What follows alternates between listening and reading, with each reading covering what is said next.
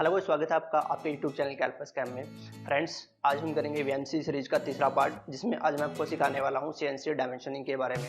दोस्तों, इससे पहले वीडियो में मैंने आपको बताया था कि जब भी आप कोई प्रोग्राम बनाते हो तो उस प्रोग्राम में जो जो टर्म्स हमारे पास यूज होती हैं, जैसे कैरेक्टर्स यूज होते थे, या फिर हम बात करें वर्ड यूज होते थे, या फिर हम ब्लॉक की बात करें तो ब्लॉक यूज होते थे, तो उनके बारे में मैंने आपको डिटेल से बताया था। तो जिस भी फ्रेंड्स ने मेरा वो वीडियो ना देखा हो तो आप चैनल पर जाकर उस वीडियो को देख सकते हो, या फिर आप आई सेक्शंस में ऊपर आपको वीडियो मिल जाएगा जो आप इस वीडियो के बाद आप उसको देख लेना। तो चलिए दोस्तों, आज स्टार्ट करते हैं आज का टॉपिक, जिसमें आज मैं आपको बताऊंगा सीएनसी डायमेंशनिंग के बारे में। तो दोस्तों, जैसा आप सभी जानते हैं कि जब भी आप कोई भी एक सीएनसी प्रोग्राम बनाते हो तो हमें उसके कोऑर्डिनेट्स निकालने पड़ते हैं। तो उसी तरह जैसे यहाँ पर आप स्क्रीन पर देख रहे होंगे कि मैंने एक ड्राइंग्स यहाँ पर आपको शो की है, जिसमें मैं आपको बता सकूँ कि जब भी आप कोई भी कोऑर्डिनेट्स निकालते हो, जब भी एक्स और वाई की वैल्यूज आप देते हो अपने प्रोग्राम्स के अंदर, तो वो आप किस तरह से निकालोगे, वो किस तरह से हम क्या करते हैं, डायमेंशनिंग करते हैं उसकी।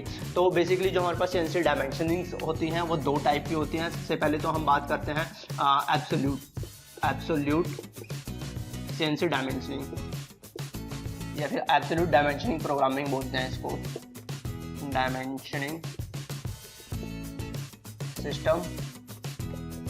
और जो दूसरा टर्म्स होता है हमारे पास दोस्तों होता है रिलेटिव डायमेंशनिंग सिस्टम। तो हमारे पास देखो दोस्तों, दो तरह के जो सिस्टम यूज किया जाता है जब भी आप कोई प्रोग्राम बनाते हो डायमेंशन देने के लिए। तो हम बात करेंगे अभी एब्सोल्यूट्स क्या होता है या फिर रिलेटिव्स क्या होता है, उसके बारे में आपको डिटेल से बताऊंगा।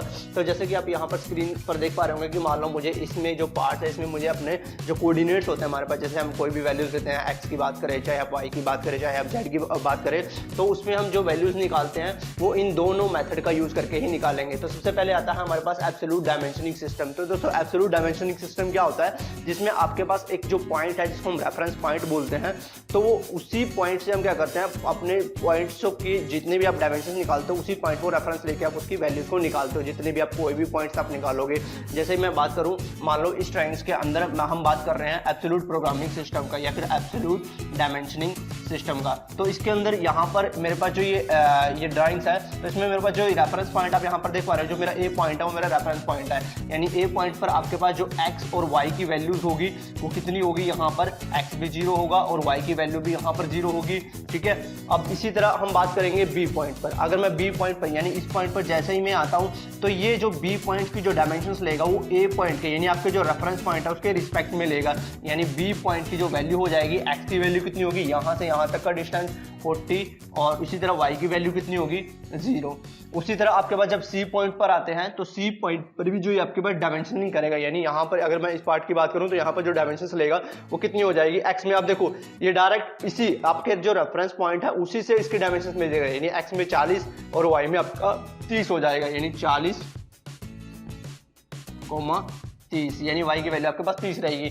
उसी तरह अगर मैं डी पॉइंट की बात करूं तो डी पॉइंट पे अब वैल्यू क्या हो जाएगी, 40, ये साथ के साथ ये टोटल ये वैल्यू जो हमारे पास कितनी है, 70 की वैल्यू है। यानी यहाँ पर x हो जाएगा 70 और y हो जाएगा हमारे पास 30। y का ये सेम डिस्टेंस रहेगा दोस्तों। अब ऐसे ही मैं ई पॉइंट की बात करता हूँ। ई पॉइंट पर जब आप आओगे, यहाँ पर ई की वैल्यू क्या हो जाएगी, x में 70 और y में आपके पास 50 हो जाएगा, 70, 50। और इसी तरह हम बात करते हैं एफ पॉइंट की। तो एफ पॉइंट पर जो वैल्यू होगी, x आपका वही 0 हो जाएगा और y की वैल्यू हमारे पास कितनी रहेगी, 50। और अगेन आप वापस 0 पर आओगे तो यहाँ पर जो वैल्यू रहेगी वो 0 0 रहेगी। तो दोस्तों, ये तो होती है आपके पास एब्सोल्यूट डायमेंशनिंग सिस्टम, इसको बोलते हैं, जिसमें आप क्या करते हो, जितने भी आप पॉइंट्स की वैल्यू निकालते हो अपने रेफरेंस पॉइंट से ही उससे ही हम वैल्यू निकालेंगे, यानी उसी से हम वैल्यूज को कैलकुलेट करते हैं। ठीक है। अब ऐसे ही हमारे पास आता है relative dimensioning system. Relative dimensioning system में क्या होता है हमारे पास कि जो भी आप डायमेंशंस देते हो वो उसके बिल्कुल रिसेंट पॉइंट से डायमेंशंस को कैलकुलेट करता है। वो आपके स्टार्टिंग पॉइंट से कैलकुलेट नहीं करेगा, यानी आपने एक वैल्यूज दे दी है, उसके जस्ट नेक्स्ट बाद ही वो उससे क्या करता है, डायमेंशंस को मेजर करता है। जैसे अगर हम बात करें ए पॉइंट की, यहाँ पर एक्स और वाई की बात कर रहे हैं, यहाँ पर भी रिलेटिव डायमेंशन सिस्टम का यूज करके, तो ए पर जो वैल्यू रहेंगी एक्स 0, वाई 0, ये तो सेम रहेगा हमारे पास। किंतु अगर मैं बी पॉइंट की बात करूँ तो बी पॉइंट पर अब ये ए पॉइंट से ही रेफरेंस लेगा, यानी बी पॉइंट पर भी जो वैल्यू होगी वो 40, 0 हो जाएगी। और इसी तरह अगर मैं सी पॉइंट की बात करूंगा तो सी पॉइंट पर जो आपके पास डिस्टेंस होगा अब वो आपके रेफरेंस पॉइंट से यहाँ से मेजर नहीं करेगा, जो रिसेंट जो डायमेंशन थी यानी यहाँ से मेजर करेगा, यानी यहाँ से यहाँ तक हम वैल्यू देखेंगे। एक्स आपका 0 हो जाएगा, वाई की वैल्यू आपके पास 30 हो जाएगी। इसी तरह आपके पास आएगी डी की वैल्यू। अब डी की बात करें तो डी की जो वैल्यू लेगा वो इसको भी छोड़ के सीधा यहाँ से इस पॉइंट से यानी जो उसका नेक्स्ट पॉइंट है यहाँ से लेगा, जो आपके पास होगी यहाँ से यहाँ तक का डिस्टेंस, जो कितना होगा हमारे पास 70 में से हम 40 को माइनस करेंगे जो आपके पास 30 आएगा, यानी x आपके पास 30 होगा और y की वैल्यू यहाँ पर आपके पास 0 हो जाएगी। अब ऐसे ही हमारे पास e पॉइंट आएगा, e पॉइंट की जो वैल्यूज लेगा वो इस पॉइंट से लेगा, तो वो आपके पास क्या होगा, x की वैल्यू आपके पास 0 हो जाएगी और y की वैल्यू हमारे पास 20 हो जाएगी। और इसी तरह f की वैल्यू f पॉइंट पर क्या हो जाएगा, यहाँ से यहाँ तक का डिस्टेंस x में आपका -70 हो जाएगा, ठीक है। और उसी तरह आपके पास जो y की वैल्यू होगी वो आपके पास क्या हो जाएगी, 0 हो जाएगी। तो दोस्तों ये था आपके पास रिलेटिव डायमेंशनिंग सिस्टम। तो इन्हीं दो सिस्टम का जब भी हम प्रोग्राम बनाएंगे इनका हम यूज करेंगे। इसी तरह से आपको क्या करना है, प्रोग्राम निकालना है। आपको एक चीज ध्यान रखनी है कि जब आप एब्सोल्यूट डायमेंशनिंग सिस्टम का यूज करते हो तो आपको जो जितनी भी वैल्यूज आप निकालोगे आपके रेफरेंस पॉइंट के रिस्पेक्ट में आप निकालोगे। अदरवाइज अगर आप रिलेटिव डायमेंशंस का यूज कर रहे हो तो उसके केस में क्या करना है, जो उसका नेक्स्ट जो पॉइंट होता है उसी से हम उसकी वैल्यू को कैलकुलेट करते रहेंगे।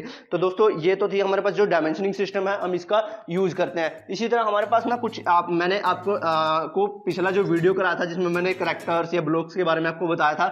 आप सभी जानते हैं कि कोई भी प्रोग्राम जो होता है उसमें नंबर्स ऑफ ब्लॉक्स होते हैं हमारे पास। तो उसी तरह ब्लॉक्स के अंदर कुछ टर्म्स होती हैं या कुछ कैरेक्टर्स होते हैं जिसके बारे में आपको पता होना चाहिए, वो भी मैं आज आपको बता देता हूं। जैसे सबसे पहले तो आता है आपके पास, जैसे कोई भी आप प्रोग्राम बनाओगे तो उसमें सबसे पहले तो हम कुछ जी कोड या कुछ इंस्ट्रक्शंस ही देते हैं।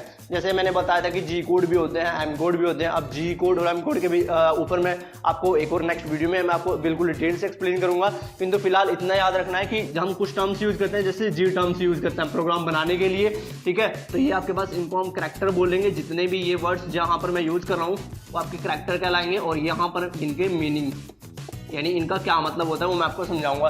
तो जी कोड जो आपके पास कहलाते हैं आपके प्रोग्राम के अंदर, इनको हम परिपैराटरी कोड बोलते हैं। परिपैराटरी कोड होते हैं आपके पास, ठीक है, या फिर इनको हम ऑक्सिलरी कोड भी बोलते हैं। ऑक्सिलरी कोड कहलाते हैं आपके जितने भी जी कोड्स होंगे आपके पास। अब ये कैसे काम करते हैं इसको हम आगे डिटेल से डिस्कस करेंगे इसके बारे में। इसके अलावा आप अपने प्रोग्राम के अंदर जो कैरेक्टर देखते हो वो आपका एम्स देखोगे, जो आपके पास बेसिकली मशीन कोड या इसको हम मिसलेनियस कोड बोलते हैं। मिसलेनियस कोड होंगे आपके पास, या इनको हम स्लैश करके मशीन कोड भी बोल सकते हैं। ये आपके पास मशीन कोड भी कहलाते हैं, ठीक है। अब इनका भी कैसे यूज करना है वो भी हम आगे डिस्कस करेंगे। उसके अलावा आप प्रोग्राम के अंदर जैसे हमें एक्स में आपको मूवमेंट करानी है या फिर आपको वाई एक्सिस में मूवमेंट करानी है तो उनके लिए सेम टर्म्स रहेंगी। एक्स के लिए आप यहाँ पर एक्स यूज करोगे जिसका मतलब होता है मूवमेंट इन एक्स एक्सिस, और इसी तरह y हो जाएगी मूवमेंट इन आपकी y एक्सिस, और इसी तरह z हो जाएगा आपके पास मूवमेंट इन आपका z एक्सिस। यानी ये तीनों जो x y z है वो बेसिकली एक्सिस के लिए यूज होते हैं आपके पास। इसके अलावा कुछ और टर्म्स हैं, जैसे आप h वर्ड का यूज सुनोगे, ये बेसिकली हाइट के लिए यूज होता है। ये इसको हम बोल सकते हैं टूल हाइट। टूल हाइट के लिए बेसिकली हम इसका यूज करेंगे, या हाइट में हम या फिर हम टूल लेंथ भी बोल सकते हैं। इसके टूल लेंथ में हम कंपनसेशन करेंगे जो इसकी टूल की लेंथ होती है, या फिर उसके लिए हम यूज करते हैं बेसिकली टूल हाइट के लिए हम बेसिकली एच का वर्ड का यूज करेंगे। इसके अलावा आपके पास जो टर्म्स आती है एन आपका एक टर्म्स होगा, जैसा कि मैंने आपको बताया था कि आपके जो ब्लॉक्स होते हैं डिफरेंट टाइप के ब्लॉक्स होंगे, उनका जो स्टार्ट यानी इसको हम जो उनके ब्लॉक का नाम होगा वो एन से ही डिफाइन किया जाता है। तो इसको हम बोल सकते हैं जो आपका एन होता है वो आपका ब्लॉक नंबर होगा, यानी जो भी आपका ब्लॉक यूज कर रहे हो उसका नंबर क्या है वो आपको एन से दिखाई दे जाएगा। वहां पर कुछ टर्म्स होंगी जैसे N0 10 हो जाएगा, N0 20 हो जाएगा। इसके बारे में भी मैं आपको डिटेल से बताऊंगा जब हम पूरा प्रोग्राम बनाना सीखेंगे कि किस तरह से आपको उसका पूरा प्रोग्राम बनाना है।